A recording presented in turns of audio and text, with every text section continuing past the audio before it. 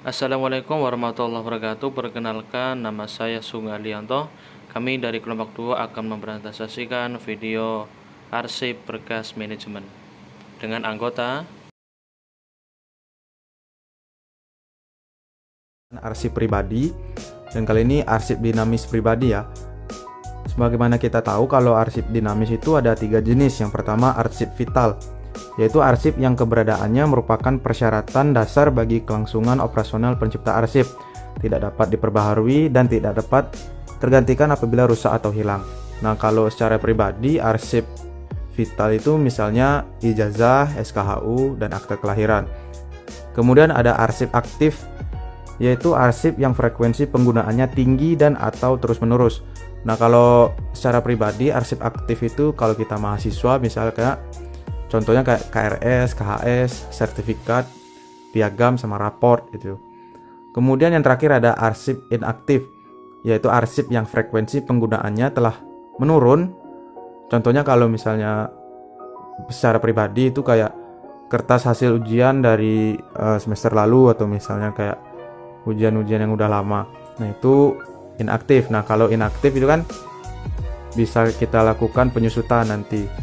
Nah, tapi kalau di video sekarang aku akan melakukan pengelolaan arsip secara sederhana dulu, yaitu arsip pribadi, arsip dinamis. Nah, mengapa sih pengelolaan arsip pribadi ini penting untuk dilakukan? Karena informasi-informasi yang terkandung di dalam berkas ini merupakan informasi yang penting. Jadi informasinya ini harus kita jaga dan harus kita lestarikan supaya informasi yang terkandung di dalam berkas ini tidak rusak ataupun hilang, seperti itu. Nah, bagaimana sih pengelolaan arsip pribadi yang baik dan benar? Jadi di video kali ini aku akan mempraktekannya, dan kita langsung masuk ke videonya, guys.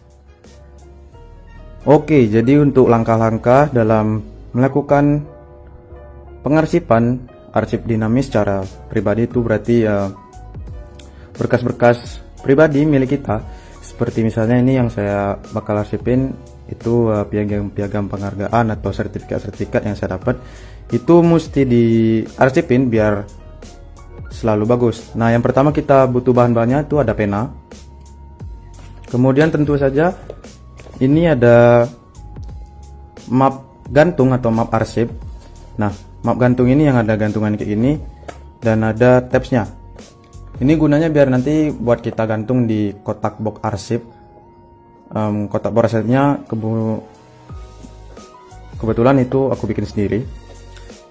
Oke, kemudian tabsnya, kalau ada yang punya tabs kayak gini ya, ini nanti gunanya buat kita tulis subjek dari berkas-berkas yang di dalamnya. Oke, langsung aja kita praktekin. Pertama kita buka dulu mapnya. Nah, kemudian kita ambil berkas-berkas yang mau kita arsipin. Ini ada beberapa sertifikat. Kalau bisa dibolongin, tapi kalau nggak ada bolongan, nggak usah dibolongin, tinggal ditaruh, kemudian ditutup. Kemudian di bagian tabsnya kita ambil, jangan lupa untuk mengubah subjek atau menulis subjek dari arsip ini. Kita bikin misalnya kayak tadi, sertifikat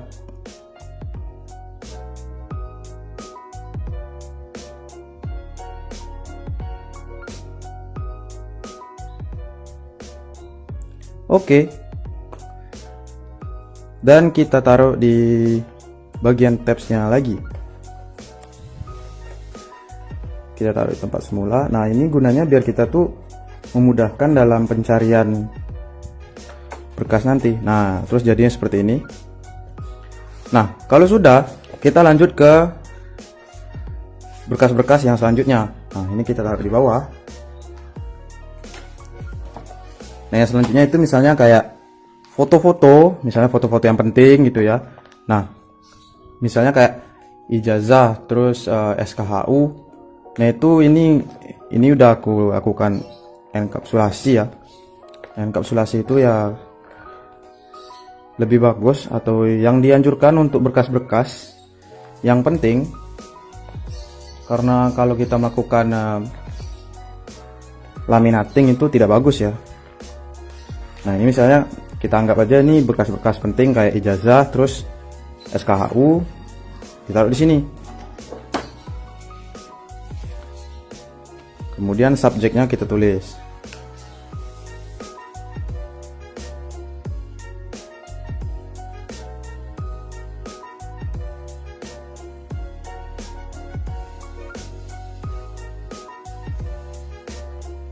Udah, tinggal dimasukin. Dan ini kalau masih ada plastiknya, kita taruh plastiknya juga supaya tulisannya ini tidak menguning. Oke, kayak gini. Sip. Ini kita geser sedikit. Oke, kita taruh di sini. Dan yang terakhir, ini yang mahasiswa pasti punya ya, arsip ini. Karena sebagai mahasiswa kita tuh ada yang namanya KRS. Nah, KRS ini juga merupakan arsip dinamis aktif yang harus kita jaga informasi di dalamnya. Sama aja, tinggal ditaruh. Kemudian di bagian tabs kita tulis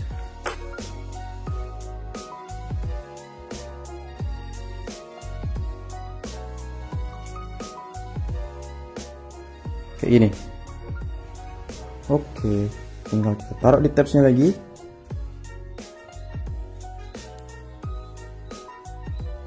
Nah, ini kita posisikan di sini.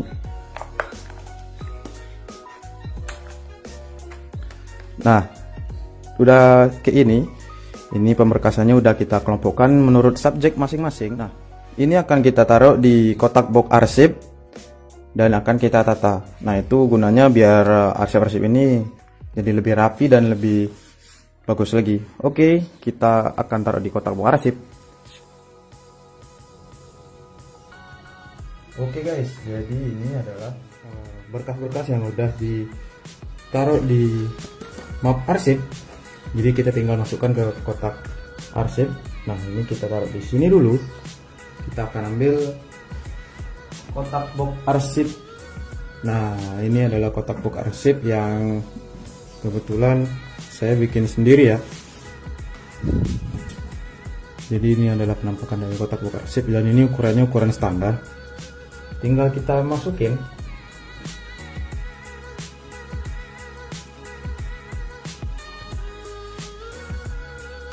Nah, terus ini tinggal kita tata, dan ini ada sertifikat piagam kita masukin di sini. Kemudian foto sejarah ini masukin sini. Kemudian ada KRS dan KHS dimasukin di sini. Kemudian surat keterangan, berbagai surat keterangan.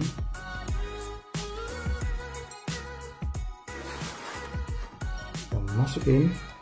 Kemudian ada KTM, kita masukin juga.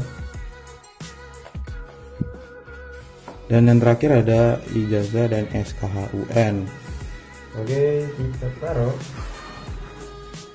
Dan ini harus diberi sedikit jarak supaya sirkulasi udaranya baik, jadi berkah-berkah di dalamnya itu tidak lembab. Dan seperti inilah penampakan dari arsip-arsip yang sudah ditaruh di kotak box arsip, bisa kalian lihat. Oke. Jadi ini pengelolaan arsip pribadi yang safnya itu kayak gini. Jadi kalau kita punya, pasti ini kita punya semua deh, kayak sertifikat, ijazah, KTM, surat KRS, surat keterangan, dan cara pengelolaannya itu yang benar itu seperti ini.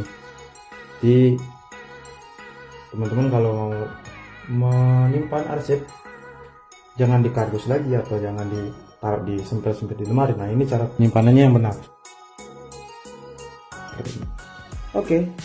Dan yang terakhir, kalau mau ditutup tinggal ditutup. Nah, Nanti boxnya ini disimpan di tempat yang sejuk dan terhindar dari sinar matahari langsung ataupun lembab. Oke, jadi sekian itu aja dulu video dari pengelolaan arsip pribadi, arsip dinamis pribadi. Like kalau Anda suka dengan video ini, semoga bermanfaat. Kita ketemu lagi di video selanjutnya. Bye.